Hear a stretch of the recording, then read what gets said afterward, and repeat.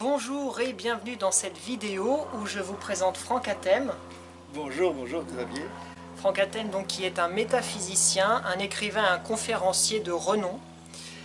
Dans cette vidéo, je vais lui poser des questions autour du thème du sens de la vie, de l'amour, de la richesse, de la paix intérieure.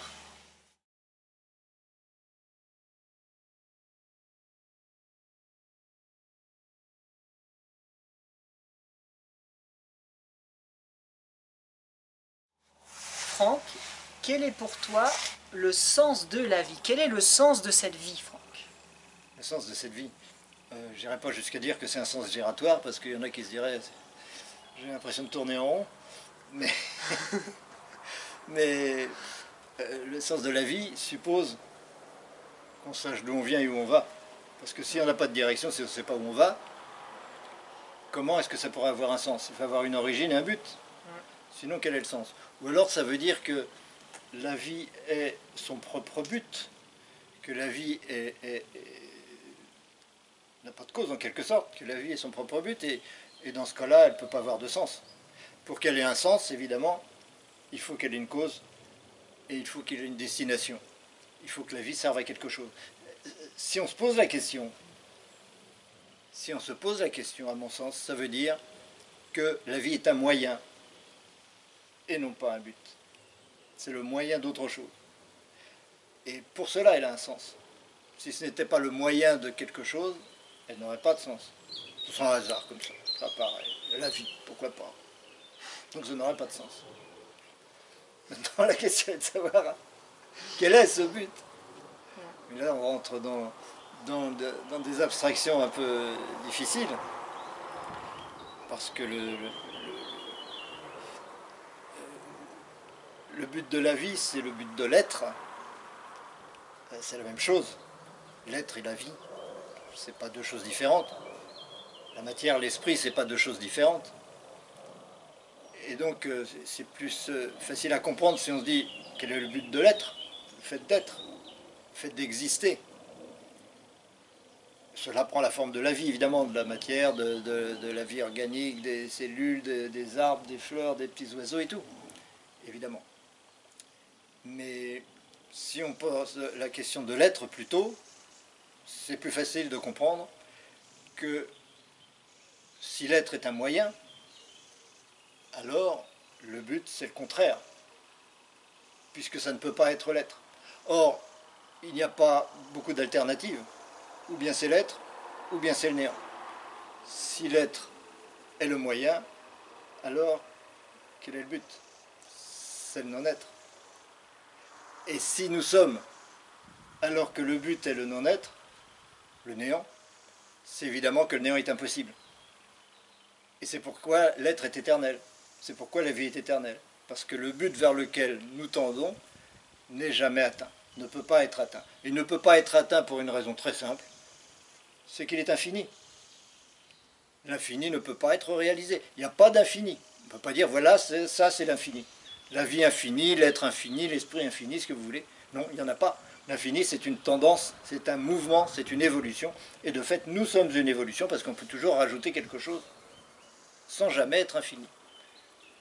Donc voilà, nous sommes le mouvement, l'évolution vers quelque chose qui ne sera jamais atteint. Et c'est justement parce que ce ne sera jamais atteint que la vie vaut la peine d'être vécue.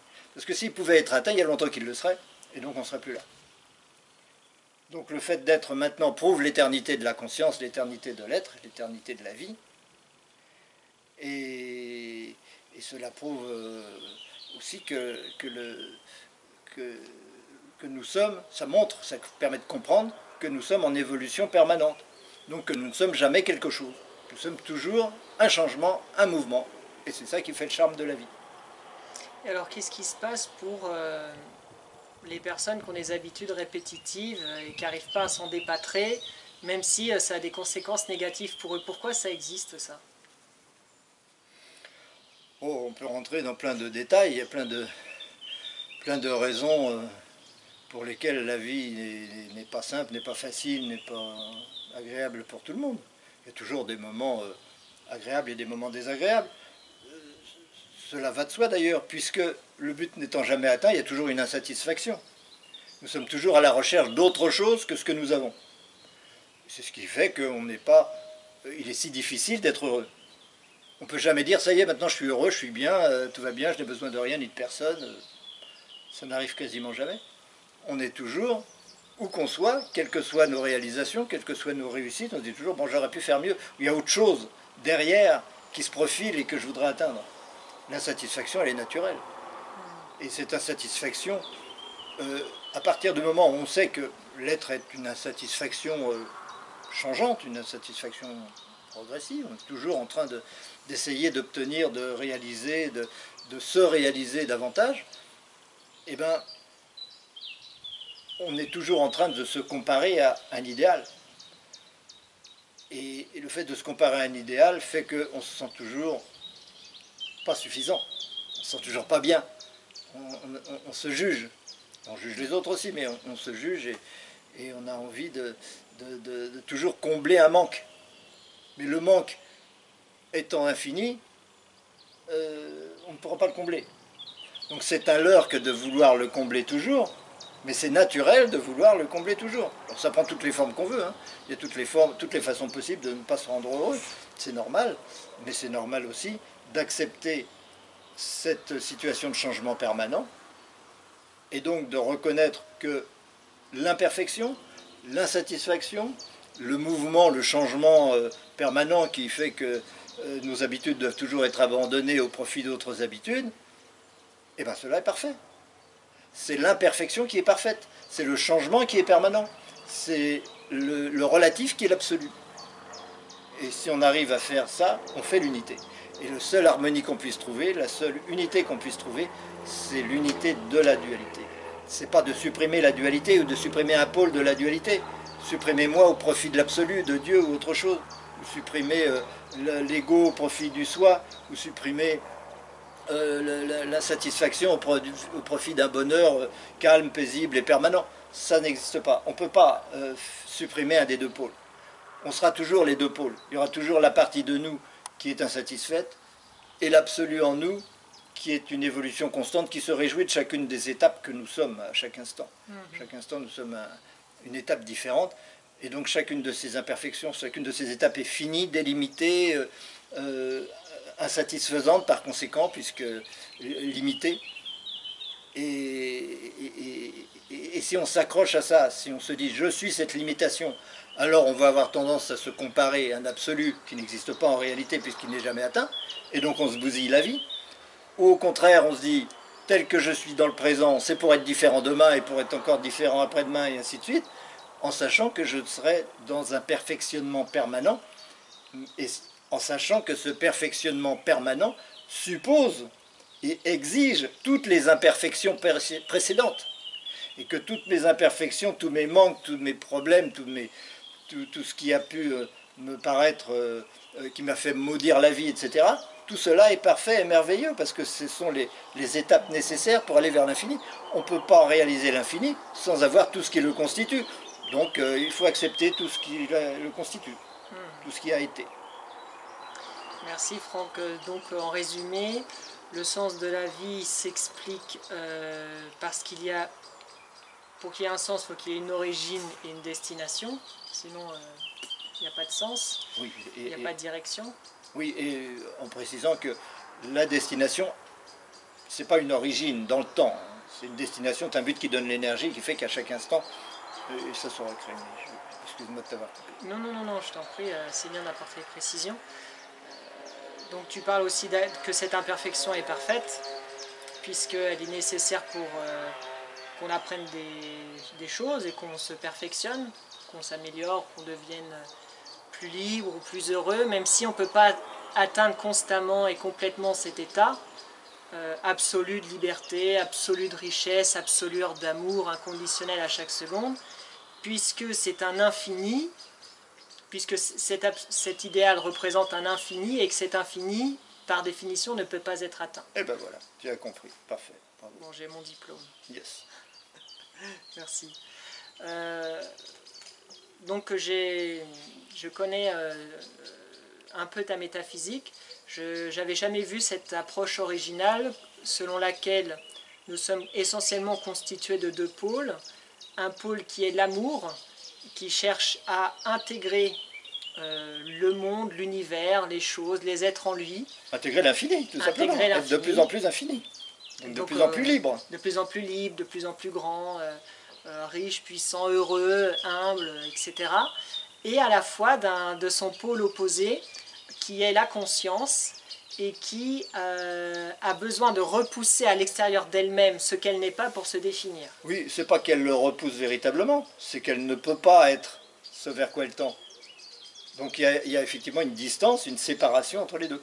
La conscience, c'est la séparation, c'est la distinction, donc c'est la répulsion aussi en quelque sorte.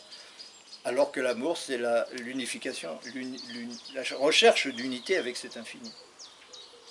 La conscience, c'est simplement l'impossibilité de l'infini. Et en quoi elle est est-ce qu'elle est une impossibilité de l'infini parce que elle ne peut pas contenir cet infini qui lui est infini?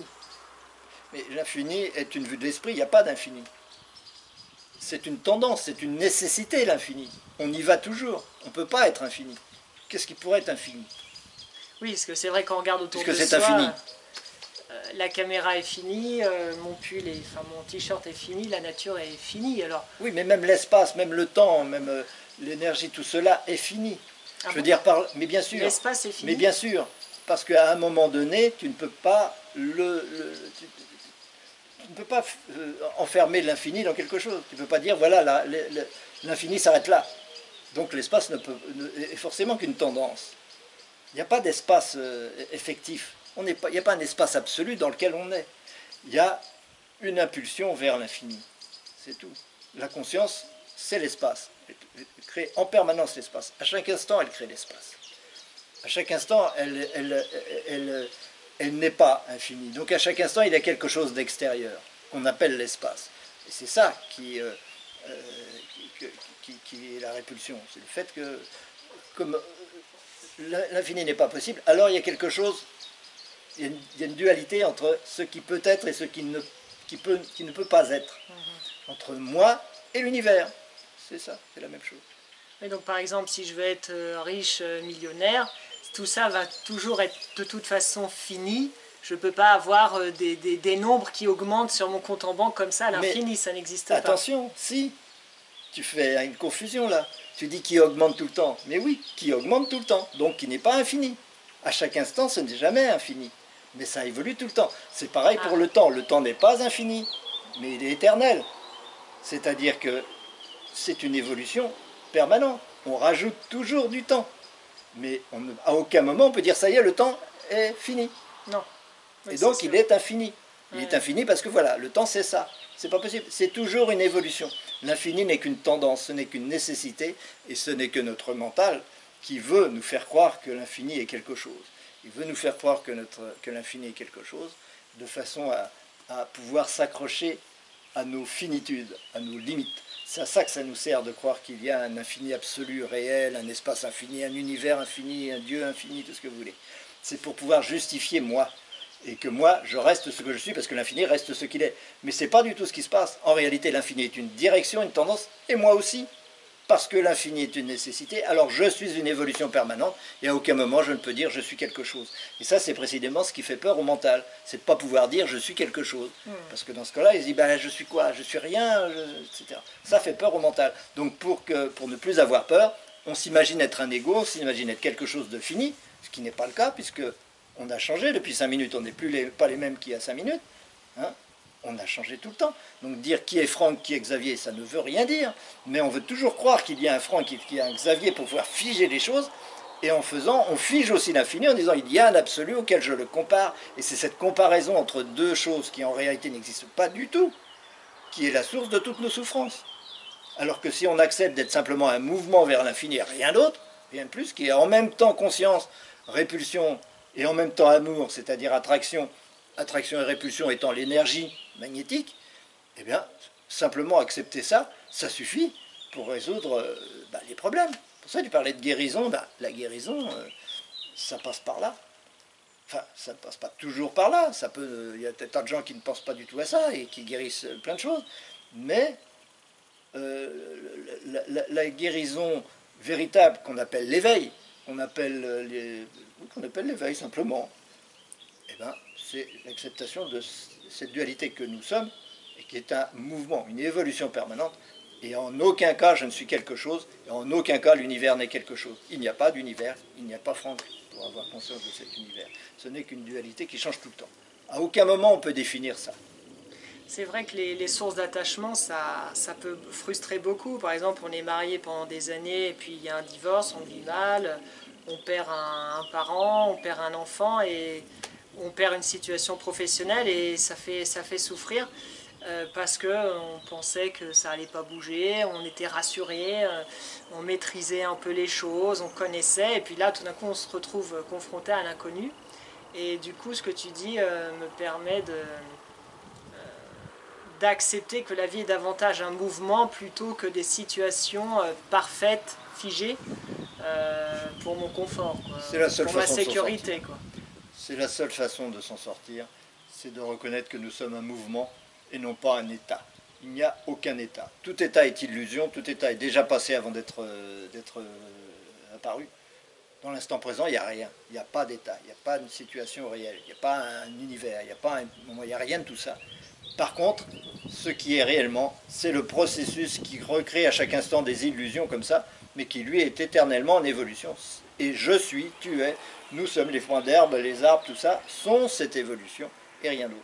Et c'est reconnaître ça qui est la vraie source de la vraie spiritualité qu'on retrouve dans le chamanisme, qui est la vraie spiritualité humaine. Le chamanisme, c'est la seule d'ailleurs. En quoi l'instant présent est nul? C'est-à-dire que si par exemple je fige un instant là, je pourrais dire, bah, là j'ai fait pause, je vois des arbres, je vois Franck.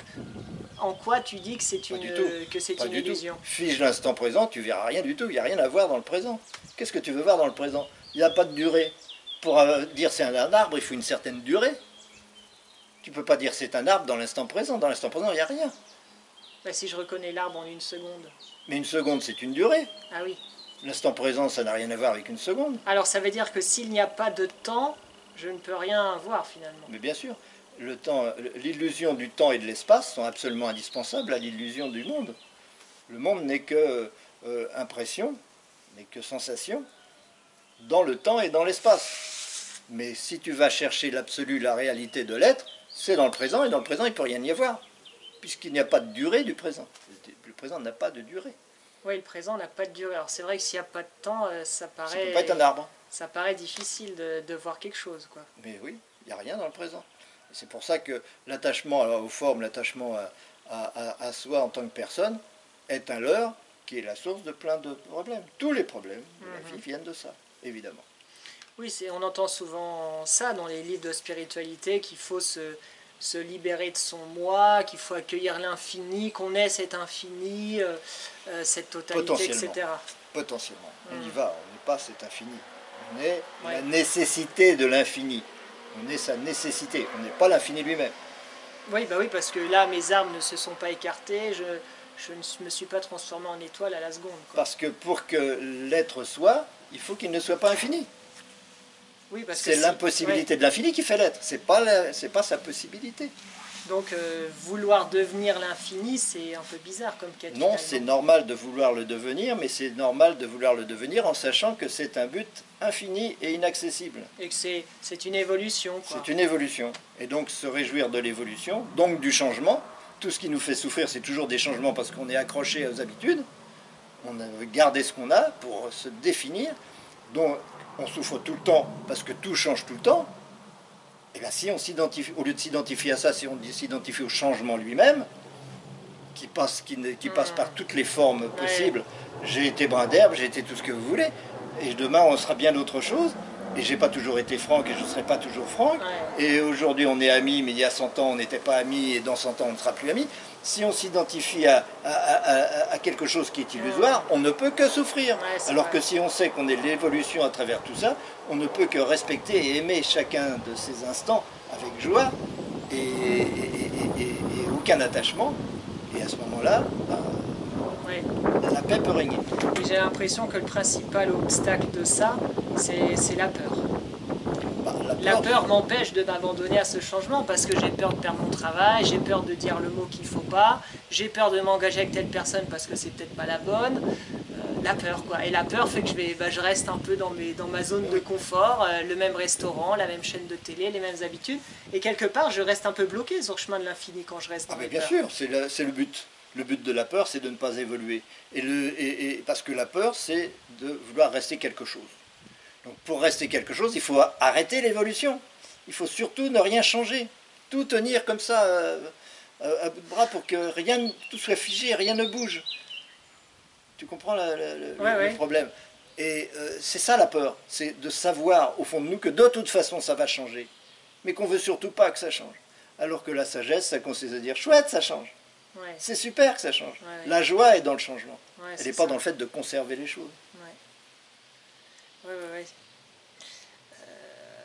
Au niveau de l'amour, alors cet amour, si je reprends un peu les termes que tu as évoqués, ça serait d'accepter ce changement, d'accepter cette évolution, de ne pas céder à sa peur, de s'accepter, d'accepter le prochain, de valoriser chaque instant, même si cet instant est peut-être nous paraît douloureux, d'être traversé par tous les états possibles et imaginables finalement, parce que c'est acceptation, il y a acceptation aussi de ma tristesse, de ma colère, de mes idées noires, ça passe par là peut-être. Bah, oui, mais encore une fois, aucune de ces tristesses, de ces idées noires, de ces états n'existe réellement. C'est toujours du passé, c'est toujours une illusion qui est déjà passée au moment où tu en as conscience. Donc, où est le problème? En quoi c'est déjà passé? Si je ressens de la tristesse là, en quoi elle est passée et pas présente? Au moment où tu as conscience, tu as été dans la tristesse jusqu'à présent. Oui. Qu'est-ce qui te dit que dans l'instant suivant, tu seras dans la tristesse? Oui, c'est vrai. Alors, si tu dis c'est de la tristesse qui dure, là, tu programmes que la tristesse passée va se reproduire dans le futur. Quand tu dis je suis triste, c'est ce qui se passe. C'est la même chose que si je dis il pleut, c'est une façon de croire au présent à quelque chose qui est déjà passé. Je peux dire il a plu jusqu'à présent. Il a plu, j'ai été triste jusqu'à présent, ça ok, il n'y a pas de souci. Mais à partir de maintenant, il n'y a plus aucune raison que je sois triste, puisque je sais que de toute façon, cette tristesse est du passé et qu'elle n'est liée qu'à une fausse interprétation, une erreur d'interprétation de ce que je suis.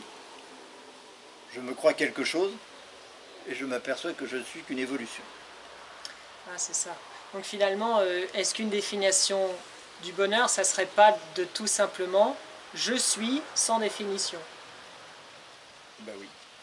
Mais je suis sans définition, sans pour autant dire c'est infini, c'est une éternelle évolution que le je suis.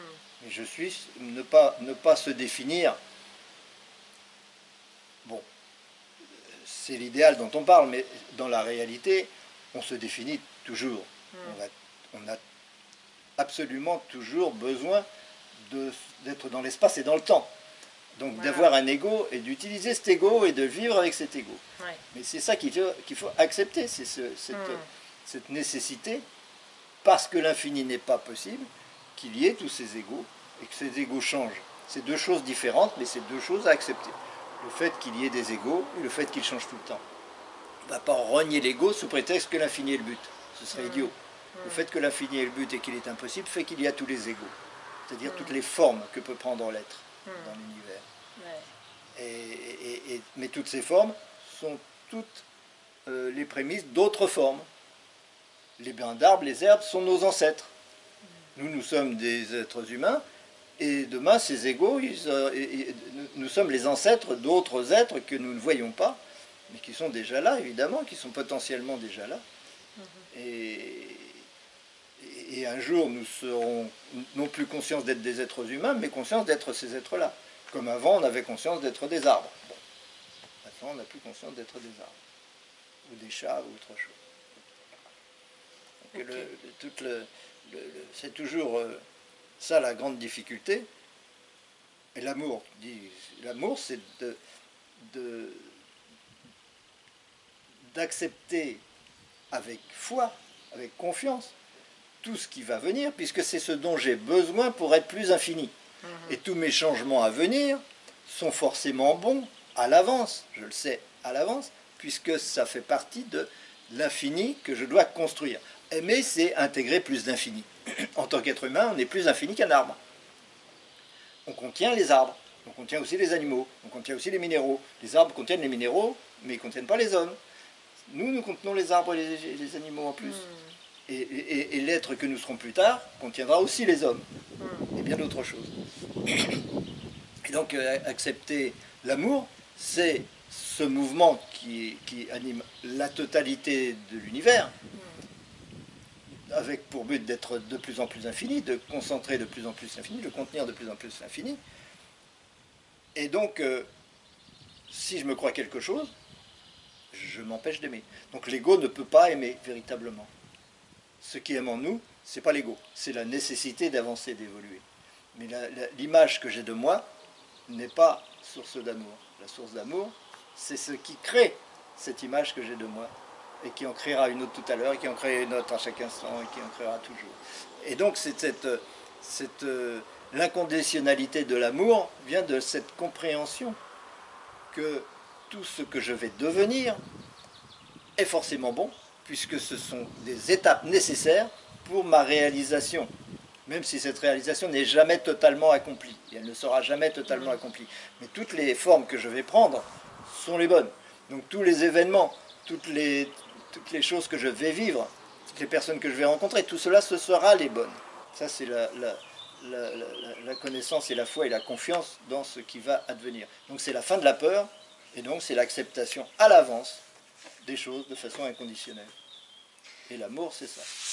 Alors, du coup, l'amour spirituel. Dans cette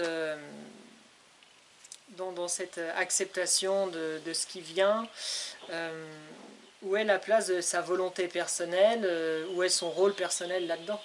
Puisque tu parlais justement, il y a un ego qui se définit, oui. Moi je suis ci, je suis pas ça.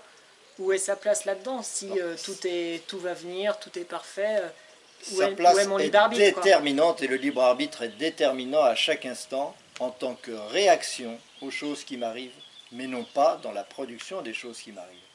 Les choses qui m'arrivent dépendent de mes besoins. Si je ne suis pas infini, j'ai besoin de ça pour l'intégrer, donc ça va m'arriver forcément. Mais qu'est-ce que ça veut dire ne pas être infini? Il y a une infinité de façons de ne pas être infini. Et chacun est une. Et à chaque instant, elle est différente.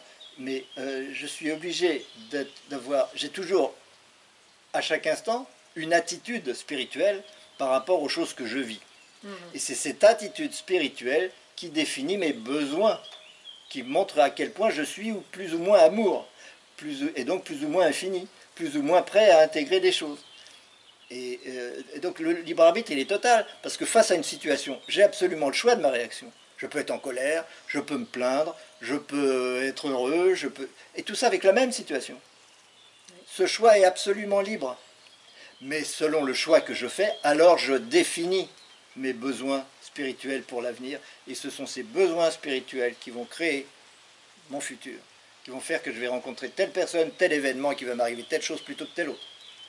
Donc, indirectement, je suis le créateur de mon univers. Indirectement. Par contre, je suis créateur à chaque instant de mes réactions par rapport à l'univers que je me suis donné. Et c'est ça qui est important, c'est là que se trouve le libre arbitre. Le libre arbitre ne consiste pas à décider demain il va m'arriver ça, ou après-demain il va m'arriver telle autre chose, ou je vais rencontrer telle personne, etc. Ça dépend de maintenant par rapport à la vie que je mène ici. Quelle est ma réaction? Est-ce que je suis dans l'acceptation tous azimuts, inconditionnelle, ou est-ce que je dis ah non, ça je veux surtout pas? Donc si je dis ça, alors je me mets sur certains rails qui vont m'emmener à vivre tels événements, parce que c'est ceux-là dont j'ai besoin pour redresser la barre. C'est ce qu'on appelle le karma d'ailleurs, pour redresser la barre, c'est-à-dire pour reprendre mon chemin vers l'infini, alors que j'ai mis un frein, un blocage, en disant je ne suis pas content de ce qui m'arrive. Donc l'épanouissement consisterait à accepter exactement tout ce qui nous arrive, mais donc à travailler sur cette base d'acceptation et voir ce qui se passe, plutôt que sur une base de refus. Absolument. Le refus, il est déjà fait, c'est le fait de voir l'univers à l'extérieur, l'infini m'est extérieur, le monde m'est extérieur. Maintenant, tout le travail que j'ai à faire, c'est de le réintégrer, de devenir cet infini, d'accepter tout ce qui se présente. Mais évidemment, si je freine, si je choisis, si je refuse ceci, cela, je définis mon ego, et en définissant mon ego, je définis automatiquement l'univers que je vais vivre, parce qu'un tel ego correspond à l'univers. c'est simple. N'est-ce pas que c'est simple? Merci. Oui, oui, c'est simple, c'est C'est clair simple. et c'est intéressant. C'est difficile parce que c'est simple. C'est difficile parce que c'est simple. Ben oui, parce que le mental, il cherche toujours à compliquer les choses. Ah oui. C'est la simplicité qui est la synthèse, qui est le plus difficile pour le mental. Et pourquoi c'est difficile pour lui? Parce qu'il veut tout contrôler, parce qu'il veut que ce soit compliqué, il faut le mériter. Parce qu'il refuse. Son travail est de refuser l'infini. Donc de se positionner en défenseur d'un ego contre les autres égos. Et donc il est contre la synthèse, il est pour l'analyse, etc. C'est le travail du mental que de compliquer les choses. Et d'avoir l'impression que les choses sont compliquées, d'inventer 10 000 théories pour tous les phénomènes, alors qu'un seul principe régit la totalité de la vie. Oui, c'est ce qu'il y a évoqué dans tes livres. Donc vous pourrez donc poser toutes vos questions à Franck via son site internet, sa chaîne YouTube, son Facebook. Vous aurez tous ces liens en bas de la vidéo. Merci Franck et à bientôt pour de nouvelles interviews. Merci beaucoup, merci à toi. Et merci à vous pour votre écoute. Voilà, il y a aussi le grand livre de la guérison donc, qui a été écrit récemment, et tu as aussi créé récemment ton université francophone de métaphysique, donc pour les gens qui veulent approfondir toutes ces notions dont tu parles. Voilà, c'est important d'aller au fond des choses et de verrouiller toutes les certitudes de façon à ce que le mental ne puisse plus faire marche arrière. Il y ait moins d'obstacles à l'éveil, qu'on ne crée pas soi-même volontairement des obstacles à notre éveil. Super. Merci. Merci à vous. À bientôt.